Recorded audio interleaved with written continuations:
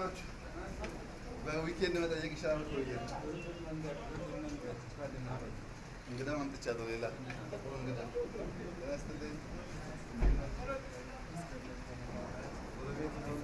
እናታችሁ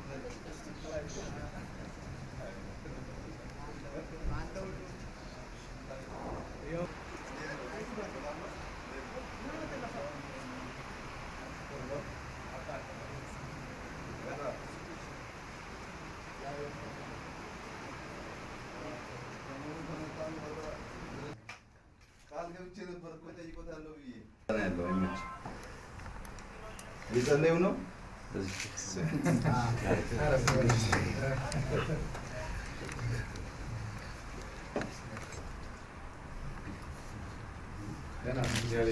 ቃል ገብቼ ነበር አያታለሁ ብዬ ቃል አስገብቶኛል። እሳቸው ጠይቀኛለህ።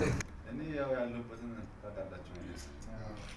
እንዲያውም ሰሞኑን ጠፍቶብን ትንሽ ምልክት ነበር። እሱ ላይ ነበር።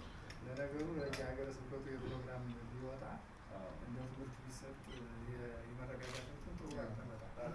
አንድ መቀሌ ላይ፣ አንድ ጎንደር ላይ የእናንተ ሳይሆን ዋናው ለህዝቡ ሊተርፍ። ልክ ነው። በጣም ደስ ይላል። በጣም ተደስቷል። በጣም ትልቅ ነገር። እርሶም እድለኛ ሆት እንኳን ደስ አሉት። በጣም ትልቅ ነገር ነው። በጣም ደስ ይላል እኮ እንደዚህ አብራችሁ ስትሆኑ በጣም የሚያምረው። ከዚያም በላይ ደግሞ የተከፈለችው ቤተክርስቲያን አንድ የሆነው ከምንም በላይ በ25 በመርቆሬዎስ ነው የካቲት 24 ነው 25 ነው ሹመቱ የሚከበረው 25 ነው።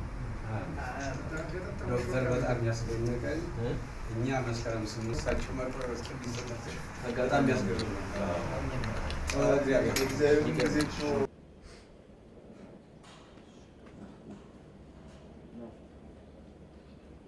ለውይይት አልመጣሁም። ያው አለባበሴ እንደምታዩት ቤተሰብ ጥየቃ ነው የመጣሁት። ብፁዕ አባታችን ከአሜሪካ ስንመጣ መልሼ እንጠይቃቸው ቃል አስገብተውኝ ነበር። ቃል ደግሞ ብርቱ ነው፣ መጠበቅም አለበት።